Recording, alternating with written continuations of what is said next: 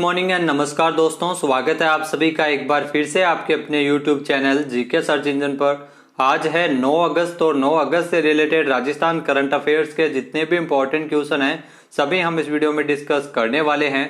तो पूरा वीडियो बहुत ध्यान से देखें और वीडियो के एंड में मैं आपसे क्वेश्चन पूछूंगा जिसका आंसर आपको कमेंट बॉक्स में देना है।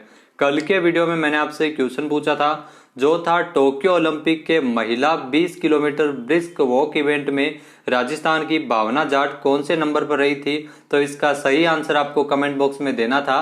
तो राजस्थान की भावना जाट है वो 32वें स्थान पर रही थी। बी ऑप्शन इसका बिल्कुल सही था। जिन दोस्तों ने बी ऑप्शन कमेंट बॉक्स में सही जवाब दिया उनको हार्दिक शुभकामनाएं। टोक्यो ओलंपिक के महिला 20 किलोमीटर ब्रिस्क वॉक इवेंट में राजसमंद के रेलमगरा की भावना जाट है वो 32वें स्थान पर रही थी। इन्होंने 20 किलोमीटर की सफर 1 घंटे 37 मिनट में पूरा किया था। इस इवेंट में इटली को गोल्ड मेडल और कोलंबिया को सिल्वर मेडल और चाइना के एथलीट को ब्रॉन्ज मेडल मिला था। भावना और गोल्ड मेडल का जो फासला था वो 8 मिनट का था। भावना जाट का पहला ओलंपिक था। इससे पहले उन्होंने रांची में इंटरनेशनल रेस वॉकिंग में भाग लेकर 1 घंटा 29 मिनट 54 सेकेंड में 20 किलोमीटर की पैदल चाल में श्रेष्ठ प्रदर्शन किया था। पिछले साल फरवरी 2020 में इन्होंने टोक्यो ओलंपिक के लिए क्वालिफाई किया था। तो चलिए स्टार्ट करते हैं आज के करंट अफेयर्स। पहला क्वेश्चन है, हाल ही में राजस्थान वक्फ बोर्ड के सदस्यों का चुनाव कब होगा। तो राजस्थान वक्फ बोर्ड के सदस्यों का चुनाव है वो 17 अगस्त 2021 को संपन्न होगा।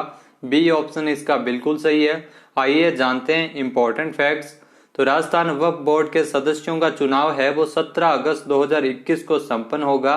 राजस्थान सरकार की ओर से जो अधिसूचना जारी करते हुए इसमें राजस्थान वक्फ बोर्ड के सदस्यों की संख्या 5 निश्चित की गई है, जिसमें आपको बता दें कि वक्फ बोर्ड में सदस्यों में राज्य से संसद के 1 मुस्लिम सदस्य, राज्य विधानसभा से 1 मुस्लिम सदस्य और राज्य की बार काउंसिल से 1 मुस्लिम सदस्य इसमें सदस्य रहेंगे। इसके अलावा 2 सदस्य है वो 1 लाख या उससे अधिक की वार्षिक आय वाले वक्फ के मुतवली इसके सदस्य होंगे। तो 5 संख्या निश्चित की गई है।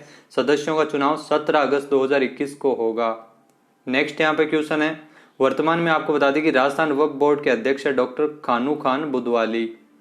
अगला क्वेश्चन है, हाल ही में 9 अगस्त को विश्व आदिवासी दिवस के अवसर पर संपूर्ण राज्य में अवकाश घोषित करने का निर्णय किसने लिया है। तो 9 अगस्त को आज विश्व आदिवासी दिवस मनाया जा रहा है और इसी अवसर पर राजस्थान में संपूर्ण राज्य में सार्वजनिक अवकाश घोषित करने का निर्णय सीएम अशोक गहलोत द्वारा लिया गया था। ए ऑप्शन इसका बिल्कुल सही है। आइए जानते हैं इंपॉर्टेंट फैक्ट्स। तो राज्य सरकार की ओर से 9 अगस्त को विश्व आदिवासी दिवस के तौर पर संपूर्ण राज्य में अवकाश घोषित किया गया है। इस मौके पर तकरीबन 90 करोड़ रुपए के नए कार्यों का शिलान्यास है वो आदिवासी क्षेत्र से जुड़ा शिलान्यास करवाया जाएगा। सीएम अशोक गहलोत द्वारा इसका शिलान्यास किया जाएगा। कोरोना महामारी को देखते हुए राज्य स्तरीय समारोह मुख्यमंत्री अशोक गहलोत की अध्यक्षता में वीडियो कॉन्फ्रेंसिंग के माध्यम से ही आयोजित किया जाएगा। विश्व आदिवासी दिवस 9 अगस्त को मनाने की शुरुआत 1994 से की गई थी। तो आप कह सकते हैं 1994 से पहली बार इसको मनाया गया था विश्व आदिवासी दिवस। संयुक्त राष्ट्र महासभा ने विश्व आदिवासी दिवस मनाने की घोषणा की थी। भारत में 32% से अधिक आदिवासी जनसंख्या निवास करती है। सबसे ज्यादा छत्तीसगढ़, झारखंड और पूर्वी राज्यों में आदिवासी जनसंख्या निवास करती है। नेक्स्ट है, राजस्थान में राज्य विधिक सेवा प्राधिकरण जयपुर के तत्वावधान में राष्ट्रीय लोक अदालत का ऑनलाइन और ऑफलाइन आयोजन कब किया जाएगा। तो राष्ट्रीय लोक अदालत का ऑनलाइन और ऑफलाइन आयोजन किया जाएगा 11 सितंबर को। सी ऑप्शन इसका बिल्कुल सही है। आइए जानते हैं इंपॉर्टेंट फैक्ट्स। तो राज्य में राज्य विधिक सेवा प्राधिकरण जयपुर के तत्वावधान में 11 सितंबर को राष्ट्रीय लोक अदालत का ऑनलाइन और ऑफलाइन आयोजन किया जाएगा। जिला विधिक सेवा प्राधिकरण के सचिव कुलदीप सूत्रकार ने बताया है कि राष्ट्रीय लोक अदालत के सफल आयोजन हेतु उदयपुर मुख्यालय एवं तहसीलों पर स्थित न्यायालयों पर बेंचों का गठन किया जाएगा, जिसमें आपको बता दें कि राजस्थान राज्य विधिक सेवा प्राधिकरण जयपुर के तत्वावधान में 11 सितंबर को राष्ट्रीय लोक अदालत का वर्चुअल रूप से और ऑफलाइन रूप से इसको आयोजित किया जाएगा। लोक अदालत में प्री लिटिगेशन के जो प्रकरण के मामले हैं उसके तहत धारा 138 के जो प्रक्रम में विलेख अधिनियम, धन वसूली, श्रम नियोजन संबंधी विवाद, बिजली पानी एवं अन्य बिल भुगतान से संबंधित विवाद, भरण पोषण से संबंधित प्रकरण एवं अन्य प्रकरण इसमें रखे जाएंगे और उनका निस्तारण किया जाएगा। नेक्स्ट यहाँ पे क्वेश्चन है, हाल ही में राजस्थान में जय मिनेश आदिवासी विश्वविद्यालय कोटा के भवन का शिलान्यास किसके द्वारा किया गया है? तो आपको बता दें कि राजस्थान में जय मिनेश आदिवासी विश्वविद्यालय कोटा के भवन का शिलान्यास किया गया था सीएम अशोक गहलोत द्वारा। ए ऑप्शन इसका बिल्कुल सही है। आइए जानते हैं इंपॉर्टेंट फैक्ट्स। तो जय मिनेश आदिवासी विश्वविद्यालय, तो पहली बात तो ये कोटा में इसकी शिलान्यास किया गया है और इसका शिलान्यास सीएम अशोक गहलोत द्वारा किया गया है। इसके अलावा जयपुर में बालिका छात्रावास जयपुर का भी लोकार्पण मुख्यमंत्री अशोक गहलोत द्वारा 8 अगस्त को किया गया था। तो 15 करोड़ रुपए की लागत से बनने वाले इस मिनेश आदिवासी विश्वविद्यालय जो कोटा में इसको बनाया जा रहा है, रानपुर कोटा में इस नए भवन का शिलान्यास किया गया था। सीएम अशोक गहलोत ने वीडियो कॉन्फ्रेंसिंग के माध्यम से इसका शिलान्यास किया था। और इसके अलावा जो आदिवासी मीना बालिका छात्रावास प्रतापनगर जयपुर में बनाया जा रहा है और इसका भी लोकार्पण किया था। इस आदिवासी मीना बालिका छात्रावास का फायदा जो प्रतिभावान बालिकाओं को मिल सकेगा। अगला क्वेश्चन है, राजस्थान राज्य की पहली जनजाति बालक हॉकी अकादमी की स्थापना कहाँ की जाएगी? तो राजस्थान की पहली जनजाति बालक हॉकी अकादमी की स्थापना उदयपुर में की जाएगी। सी ऑप्शन इसका बिल्कुल सही है। आइए जानते हैं इंपॉर्टेंट फैक्ट्स। तो राजस्थान की पहली जनजाति बालक हॉकी अकादमी की स्थापना उदयपुर में की जाएगी। इस अकादमी का शुभारंभ विश्व जनजाति दिवस के अवसर पर 9 अगस्त 2021 को सीएम अशोक गहलोत द्वारा किया जाना प्रस्तावित है। इस अकादमी के लिए 40 बालकों खिलाड़ियों का इसमें चयन किया जाएगा। तो जनजाति बालक हॉकी अकादमी उदयपुर में स्थापित की जाएगी। नेक्स्ट यहाँ पे क्वेश्चन है, हाल ही में राजस्थान में फिल्म पर्यटन प्रोत्साहन नीति लागू किए जाने की घोषणा किसने की थी? तो राजस्थान में फिल्म पर्यटन प्रोत्साहन नीति लागू की जाएगी और इसकी घोषणा सीएम अशोक गहलोत द्वारा की गई थी। ए ऑप्शन इसका बिल्कुल सही है। आइए जानते हैं इंपॉर्टेंट फैक्ट्स। तो राजस्थान में फिल्म पर्यटन प्रोत्साहन नीति लाई जाएगी। सीएम अशोक गहलोत द्वारा इसकी घोषणा बजट में की गई थी। इसके माध्यम से राजस्थानी फिल्मों को बढ़ावा मिलेगा। राजस्थानी फिल्म के निर्माण पर 25 लाख रुपए तक का इंसेंटिव भी दिया जाएगा। राजस्थानी फिल्मों के निर्माण के लिए वायबिलिटी गैप फंड भी दिया जाएगा और राजस्थानी फिल्मों के निर्माण के लिए जो जीएसटी में छूट का भी प्रावधान किया गया। तो राजस्थान में फिल्म पर्यटन प्रोत्साहन नीति लाई जाएगी। मुख्यमंत्री अशोक गहलोत द्वारा इसकी घोषणा बजट में की गई थी। नेक्स्ट क्वेश्चन है, हाल ही में जारी इंडिया जस्टिस रिपोर्ट 2020 के अनुसार राजस्थान कौन से स्थान पर रहा है? तो इंडिया जस्टिस रिपोर्ट 2020 में राजस्थान 10वें स्थान पर रहा है। ए ऑप्शन इसका बिल्कुल सही है। आइए जानते हैं इंपॉर्टेंट फैक्ट्स। तो इंडिया जस्टिस रिपोर्ट 2020 में राजस्थान है वो 4.93 अंक स्कोर के साथ 10वें स्थान पर रहा है। पिछले साल राजस्थान की रैंकिंग 14वीं रही थी। 18 राज्यों में महाराष्ट्र लगातार दूसरी बार शीर्ष स्थान पर बना हुआ है और सबसे अंतिम स्थान पर उत्तर प्रदेश रहा था।